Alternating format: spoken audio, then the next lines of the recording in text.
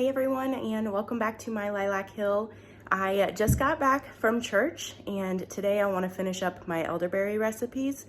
So I am going to film that for you, but first I'm going to get changed out of my church clothes, clean up the kitchen after breakfast. I didn't have enough time before church, so I'm going to get that all cleaned up and then we'll get started. Okay, so I have got everything set aside here and ready to do our 3 different elderberry recipes. I have just 1 cup of elderberries, and the elderberries that I use are from Frontier Co-op, and I get this bag on Amazon. I'll link it below for you if you want to check it out. But these are certified organic and relatively inexpensive as far as what I've seen for organic elderberries. So this is the one that I use. So I've got 1 cup of those here. I'm going to go ahead and add those to my pot. And then I've got about 1.5 inches of ginger that I've already cut into slices. I'm going to add that in. I've got a tablespoon of cinnamon and then 5 whole cloves in with that cinnamon. So I'll put that in there. And then the juice of, depending on how citrusy you want it, half a lemon to a full lemon. You'll want to make sure you get all of that juice in there. And as much of the juice as you can squeeze out, the better.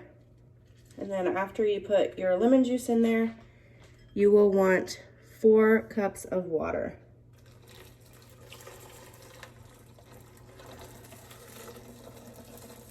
And what we're making here is going to make, or could make, 3 separate recipes. I'm gonna only make 2, but I'll show you what I would do for the 3rd one. I did this recipe yesterday, so I already have plenty of gummies for myself set aside. So I'm not gonna do the gummies again today, but I will show you or teach you how to do it if you were gonna do that. But what we're gonna do is we're just gonna turn this on and bring this up to a boil. And then once it's boiling, you're gonna wanna simmer it for at least 15 minutes. I try to do closer to 20 to 25 minutes. Once we get to that point, I'll show you the coloring that you're looking for and kind of what you wanna see to know that you've simmered it long enough. But while it is coming to a boil, I'll talk to you a little bit about some of the benefits of using elderberry. One of them is, and really the main reason that I'm making elderberry syrup and tincture, is because it helps reduce the duration of a cold or flu. But some of the other benefits that it helps with is it can relieve urinary tract infections, and it also helps combat sinus infections and allergies. And then some of the things that when I was reading through my books that I didn't know about elderberry is that it's actually a natural diuretic and laxative. That being said, if you're having some GI issues, keep in mind that this could be a laxative. So if you needed it for that, you could do that. And then, like I said, this does make 3 different recipes. The main 2 that I'm focused on today is the tincture and the syrup. However, you can also make gummies with this, and those gummies, again, do your research and do what's best for you and your family. But the reason I make the gummies is for my son to consume to help him with cold and flu as well. He'll be 3. And this is a pretty low dose, so I feel safe giving those to him, especially knowing the ingredients that are in it. I feel like he's fine with that. But you do your research and determine what is best for your family. But I'm just simply going to bring this up to a boil, and then once it's boiling, I will let it simmer for 15 to 25 minutes. And then I'll bring you back to show you what that looks like, and we'll move on to the next stage. So while my elderberry mixture is coming to a boil, I wanted to just kind of go over a couple of things before I forget to say them. I have made elderberry syrup in the past a couple of different ways. I have not made this recipe prior to yesterday. I found this recipe on TikTok, of all places, and I can't for the life of me find the original creator that I saw this from. So if I find that, I would love to link her below and give her credit. But this is a great way of making 1 cup of elderberries stretch 3 different ways. So not only is it frugal, but it just gives you 3 different ways of taking it to help you throughout cold and flu season. And my favorite of the ways is the gummies, because now my son has a form that he would take. The tincture can be fairly bitter, and even the syrup can be bitter for a toddler and not want to take that. So the gummies is just the safest and easiest way for him to have an immune boost. So really like that. If I can come across her video again, I will be sure to link it in the description box below so that I can give her credit for that. Or if you guys happen to know who I'm talking about, you've probably seen it. Her video went kind of viral, at least in the herbalism community on TikTok. So if you know who it is, drop her link for me in one of the comments so that we can give her credit. But I also wanted to kind of talk about the gummies a little bit. So again, I'm not going to make them in this video because I didn't realize how many gummies it was going to make yesterday, or I would have filmed that process. But it made a lot of gummies, and I was able to split them with my boyfriend to send to him and his family who are sick right now, and myself to keep for me and my son. And we have plenty. I don't need any more gummies right now. But if I were going to make that, basically once this is done and I make my elderberry syrup, it's the same mixture as elderberry syrup, but you would pour some in a jar to keep for syrup, and you would leave some of that mixture to add your gelatin into to make the gummies. And the gelatin that I use is this. It is called Hearthy Foods. Grass-fed, unflavored gelatin. And on the back, it says that this gelatin is made from premium bovine sources and has a strong protein and amino acid profile. Our gelatin is nutrient dense, sugar-free, and dissolves easily in hot liquids as well as gels and cold liquids. It's tasteless, odorless, colorless, and is essential in homes of cooks nationwide. And it contains no antibiotics, no hormones, and no added sugar. So this is great for jelly, jello, gummies, puddings, anything like that you need gelatin for. And while we are talking, it has come to a boil. So what I'm going to do is I'm going to stir it around really well, and then I'm going to turn the heat down to about medium, and I'm going to let that simmer. And then ignore my mess in the background. I've got a lot of projects going on and there's just stuff everywhere. But so anyways, what you would do if you were going to make this, like I said, we're going to make syrup and tincture out of this mixture. The syrup is the same base that you would use for your gummies. You would just pour some into a jar to keep as syrup, and then some of it you would keep aside to make your gummies.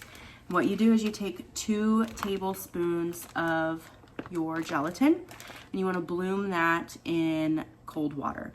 What I do is I put a little bit of water in the freezer for a little, like 10-15 minutes to get it ice cold. And when I say a little bit of water, like 2 to 3 tablespoons, that's all I use. And then I'll take 2 tablespoons of my gelatin and I'll stir that in there. You'll notice that it will start to gel very quickly.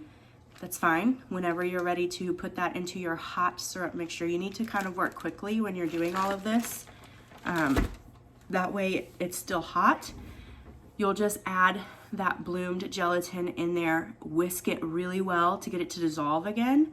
And then what you'll do, I don't know if, I don't have the whole kit over here, but what you'll do is you'll take a dropper and you'll just use that dropper to collect that gummy liquid, and you'll put it into little gummy molds.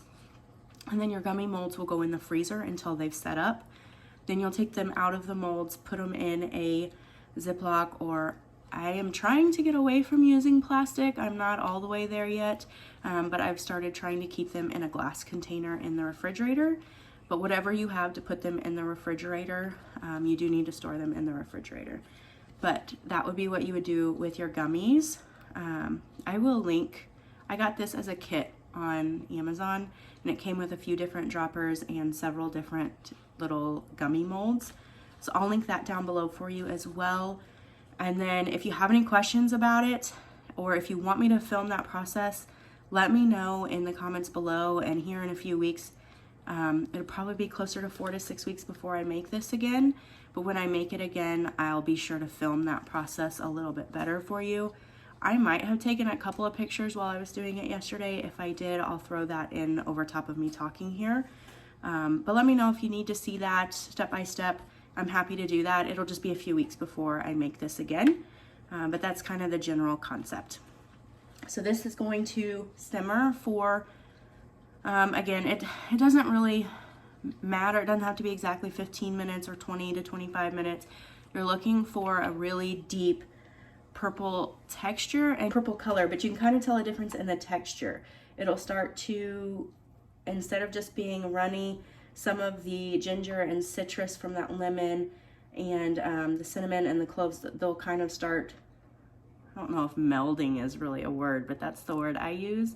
They'll start to meld together, or just combine better. And I'll try to show you guys that. It's really hard to explain when it's ready, but after making this a few times, you'll just kind of know based on what you're smelling and what you're seeing in your pot.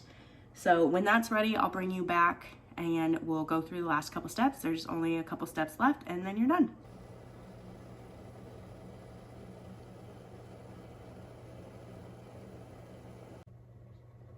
Okay, so this has been simmering for about 25 minutes and it is ready. I wanted to show you kind of what it looks like. You have like this really rich, deep purple color. And then if I can scoop some of the berries out, the berries have gotten very, very soft and cooked through. And then the ginger, let me see if I can get some of that, is purple all the way through. So you know that everything has incorporated really well. That's what you want to see. So that's kind of why I was saying it was hard to explain versus just being able to show you. But this is exactly what you're looking for. You want that nice, dark, deep purple color, and you want to make sure that everything has cooked together. So again, this simmered for about 25 minutes on medium to medium low. I did turn it down just a little bit because it was starting to boil again, and you do just want a nice simmer.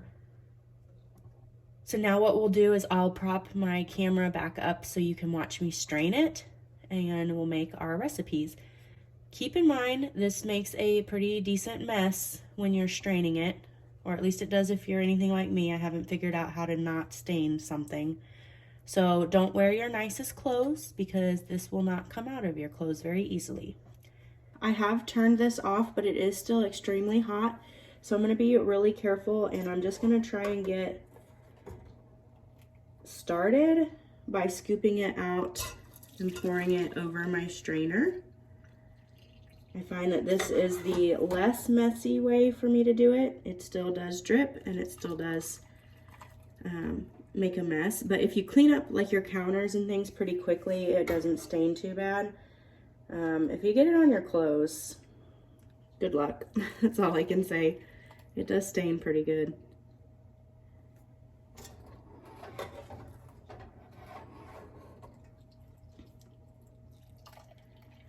Okay, so now that my little strainer is pretty full, what I'm going to do is I'm going to press down on these berries, and I'm just going to try and get as much of that juice out as I possibly can, because that liquid that's gathering down there is what we're going to make our syrup out of. We want as much of that as we can get.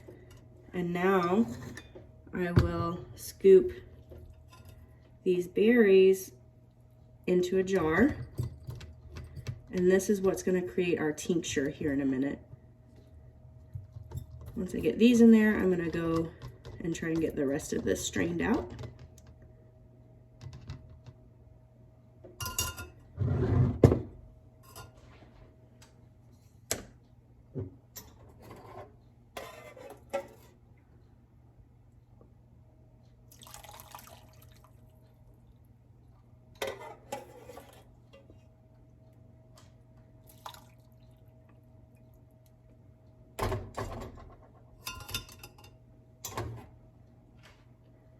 Okay, let's see if I can do this without just spilling it everywhere.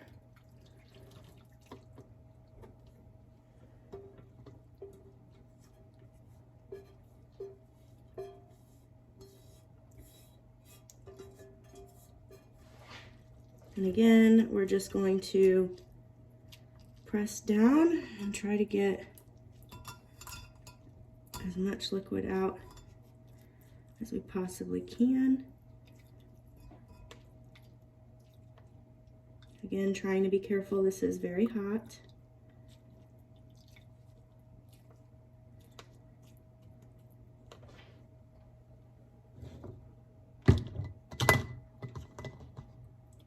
And I'll scoop the rest of these berries into our tincture bottle. Now I am making a quart size jar of tincture. You can split this up into a couple of different pint or even half pints if you wanted to like share it with people. But I'm gonna just make it all in one big batch. Now that I've got all of those berries off of there, I'm gonna grab a wash rag real quick and clean some of this up before it stains. Pretty impressed with myself, didn't make too big of a mess.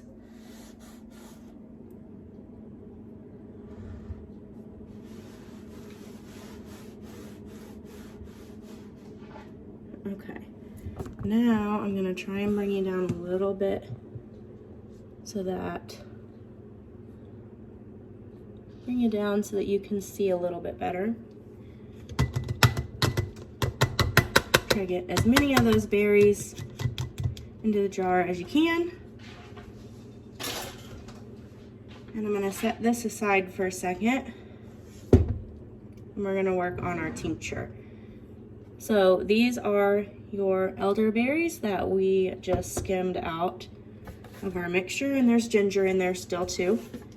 And now all we're gonna do for this, you can make your tincture a couple of different ways. You could put alcohol on this, or I like to keep it safe enough that I can give it to somebody who either can't have alcohol or chooses not to have alcohol.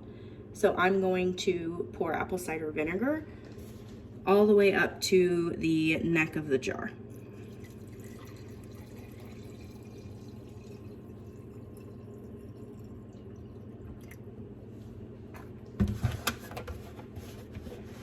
And then, because it is vinegar and I don't want it reacting with our lid, I made myself a little label. So we're just going to put our parchment paper over the top. And we're gonna wanna put our lid on. I'm gonna make sure that's really on there pretty good. And then you wanna shake it. And now this will just sit for 4 to 6 weeks. Then you'll strain it and put it in a tincture bottle and it's ready to go. I typically dose myself with about a dropper full or half a dropper full. But do your research and do what you feel is comfortable for you as far as your dosing and how often you choose to dose yourself. So now is where we're going to make our syrup. I'm gonna get a fork out. Now this is just the liquid that we took from our mixture on the stove and we strained the berries out of. I didn't add anything else to it yet. It's just the liquid. While it is still hot, like I said earlier, you do want to work kind of quickly. We're going to want to pour our honey in to make it syrup. I don't have a measurement for this. It's just going to be however much honey you think you need to taste. There was about 3.5 cups of liquid remaining. I think I probably put about a half a cup of honey in there. I'm going to stir that up. And then with a clean spoon, I'm going to just taste it and see if it's to my liking or if I need to add more honey. But you just want to make sure you get that honey really well incorporated in there.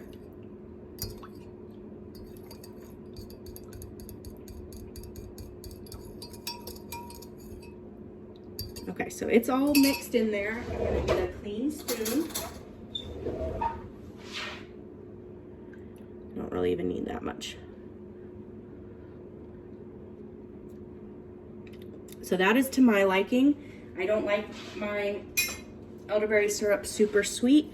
If it was still a little bitter for you, you can add more honey in.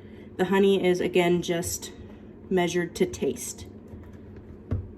So now what I'm gonna do is pour this into my quart jar, and it's ready to go. I'm gonna store it in the fridge, and that is my elderberry syrup that I will dose myself with. Now at this stage, if you wanted to make your gummies, you would want to leave about a cup of this liquid in here after you poured your syrup into your jar to keep for just syrup. Leave about a cup of it in here, and then that is what you would add your gelatin that you had bloomed in cold water to.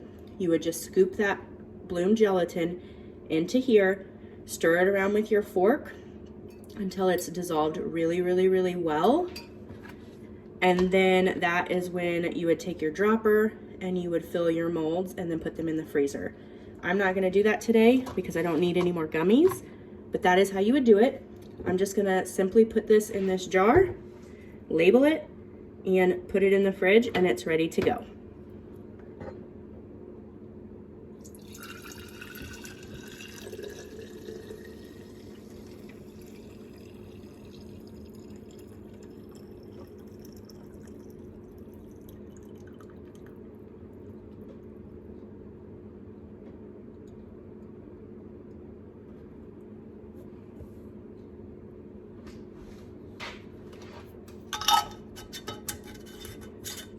Thank you guys for hanging out with me today. I hope that that was helpful for you. If you have any questions, leave them for me in the comments, and I'll do my best to answer them for you. Again, if you want to see me make the gummies, let me know, and the next time I make them, I will be sure to film that process. But otherwise, I hope that you guys enjoyed what you saw, and hopefully it helps you a little bit through cold and flu season. If you like my videos, be sure to like, share, and subscribe. And it really does mean a lot to me when you share my videos on your other social media platforms. So it helps grow my channel a little bit and just gives me a little bit of encouragement to keep doing all of the work of filming and editing. I do love sharing with you guys, but it is a lot of work and it takes a lot of time. So I really appreciate all the encouragement that I've been getting. I hope you like what you saw, and until the next video, thanks guys.